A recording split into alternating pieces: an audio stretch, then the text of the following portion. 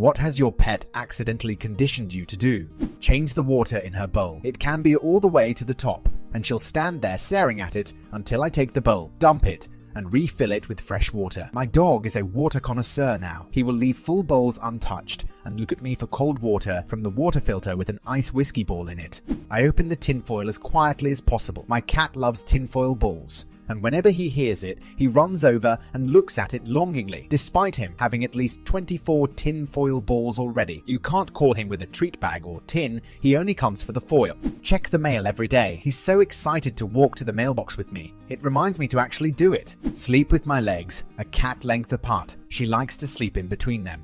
Before I run in the morning, I usually scarf down a banana. Ever since we got my sweet dog, I scarf down about 2/3 of my banana, and he gets the last part. It's become our little thing, an unspoken agreement. Weaving his name into any song I can for no reason whatsoever. Oh my god, it's not just me. We play guitar and sing, and often around the house, we will change the lyrics of whatever song we're hooked on into a song about our dog and how pretty she is. We used to do it for our friends, but they don't like it. To press on my bladder to wake me up early so they could eat early. Living lots of food by night didn't solve it. My cattle dog knows if he coughs on my face in the morning, I will get up and wash it. Then, now I guess I'm just up. Also, for one cat, I leave the toilet seat up so she can pee. Otherwise, she will go down the sink, and that feels wrong. 2 things. My dog Rusty always puts his front paws on me, and I always hug him. So now when he's anxious, he'll give me a hug, and I'll hug him back. The other one is when I get ice. He always begs for one. So now without thinking, I always toss him an ice cube. Oh, I used to do this too. I'd reach in and get the ice for my drink and just throw one over my shoulder without looking, because I knew my dog was going to catch it. I lost her earlier this year and had to drop the habit after throwing ice on my kitchen floor several times. Sleep on my back or front. I used to be a side sleeper, but have an elderly cat who loves her human bed. Calm down when I start to lose my temper or get frustrated. Whenever he hears me sigh or swear, he runs to me, rests his chin on my arm or leg, and looks up at me with concern. This has made me so aware of how my energy can impact those around me, and I have really gotten my anger under control since he started doing this. He's one of the goodest boys, and I am grateful for him every day. That's pretty sweet. My cat has helped me with my post-traumatic stress disorder. We had an armed home invasion a handful of years ago where they busted the door in, and so whenever I hear loud banging or noises in the house that I don't recognize, then it can make me go into a full-on panic. Knowing my cat can hear way better than I can and will always go to the door if she hears someone outside of it. I've started looking at my cat to see if she is concerned about the sounds before my anxieties ramped up too badly. It has vastly improved my mental well-being. Run towards the door when they start dry heaving. I have a long-haired cat who sleeps on the bed and always chucks up a hairball in the wee hours of the morning. I have gotten to the point that when she starts to heave, I instantly awake, put my hands under her mouth and catch the furball and vomit, drop the lot in the toilet, flush, wash my hands and go straight back to sleep. Better than having to change the bed linen. I have a cat that plays fetch, very insistently. She brings me her toy mouse, and if I don't throw it for her, she sits on my laptop keyboard. Of course, this all started when I would throw the mouse to keep her from sitting on my laptop. Yell floor food. Whenever I'm cooking and I drop something, or go crunch crunch crunch when I'm chopping veggies, so my dog knows I have extras for her. My dog would sit outside the kitchen with his back straight, just waiting for me to drop some food. He knew he wasn't allowed in the kitchen unless I told him to. It was a small kitchen, and I didn't want to trip over him to have him get hurt. As soon as I dropped something, I'd either just point to it or say, "Go," and he would run in, pick it up, and sit outside the kitchen again like a tennis ball boy. It sucks every time I cook, now and I have scraps but no good boy to feed it to. I swear, my dog can hear food hitting the floor from across the house. She will also come out of a dead sleep if she hears me unscrewing the lid of the peanut butter jar. I've gotten in the habit of keeping an empty peanut butter jar around until I've also used up a second one, so both of my dogs can get their own jar to clean out. Really confused my sister when she was staying with me and she went to get some peanut butter. This wasn't accidental. I have a kitten, about 5 months old. Every morning I wake up and feeding him is one of the first things I do. In the first couple months, in his little brain, he learned that waking up is equal to food. About a month ago, he started waking me up, looking to expedite the process, jumping on me, meowing loudly, running across the bed. Whatever gets me out of bed. I usually wake up around 6 a.m. for work. I guess that was too late for breakfast. as over the course of about a week, this kitten would wake me up about 15 to 20 minutes earlier every day. This started on a Sunday, and it wasn't until Friday that I was woken up and realized it was 4:30 a.m. It was then that I realized I've been outsmarted by a kitten, and I was being conditioned to feed him in the middle of the night. Now, if he wakes me up early, he gets locked out of the room until I'm ready to get out of bed. He doesn't wake me up anymore.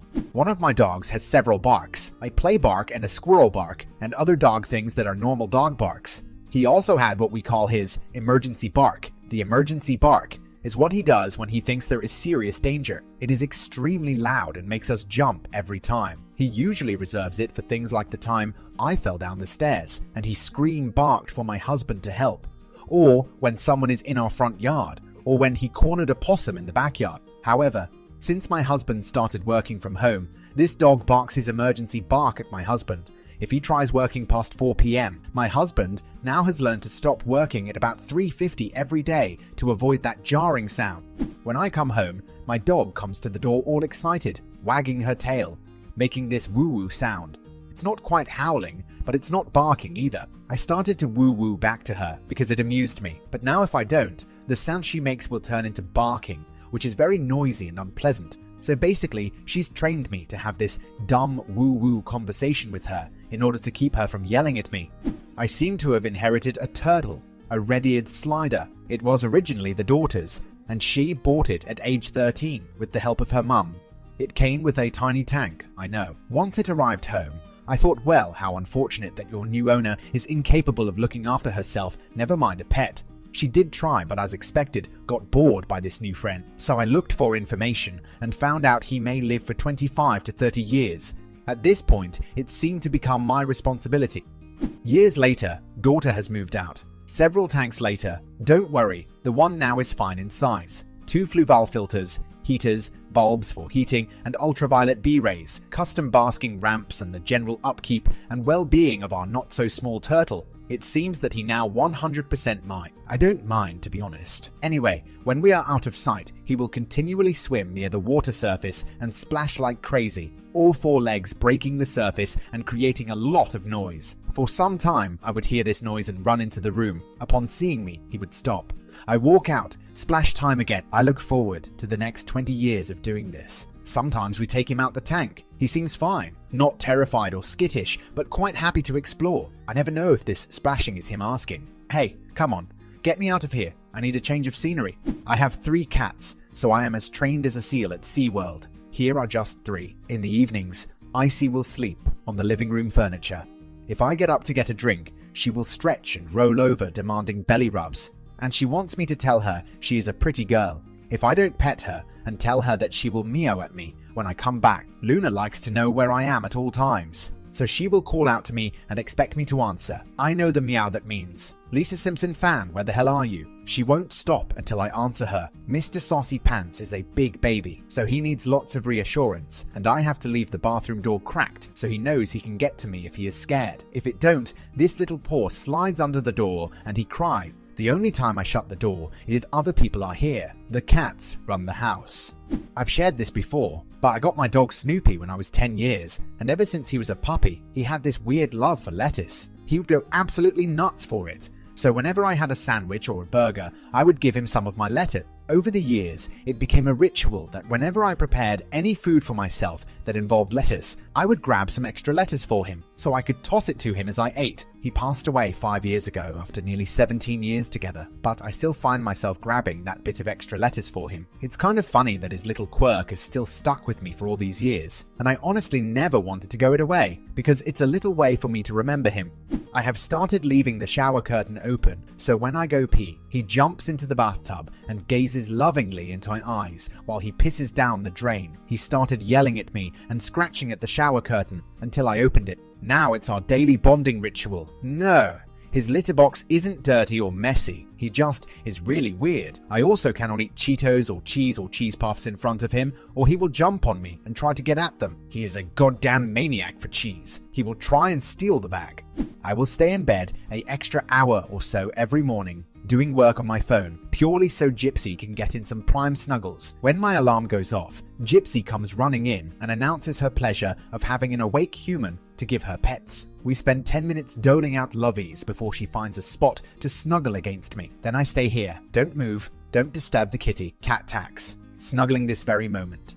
Every night before bed, I give my dog a toothbrush greenie. It's something I started because I want her to have good teeth health. Now every evening around toothbrush time, she goes and sits in the kitchen. If I don't notice, she comes and stares at me, then walks back into the kitchen. She will sit in there until she gets her toothbrush. This is mostly cute and a good reminder for me, but she had to have some teeth pulled recently and could not have anything hard for a week. Every night, she still went into the kitchen at toothbrush time. I tried giving her a soft treat, but it did not work. Eventually, she would come to bed, but very fussy and full of attitude. Then, I would wake up in the middle of the night and she wouldn't be in the bedroom. I'd call her, nothing. So I'd get up and look for her, and lo and behold, she would be sitting in the kitchen in the dark, waiting every night. I was very glad when that week was up.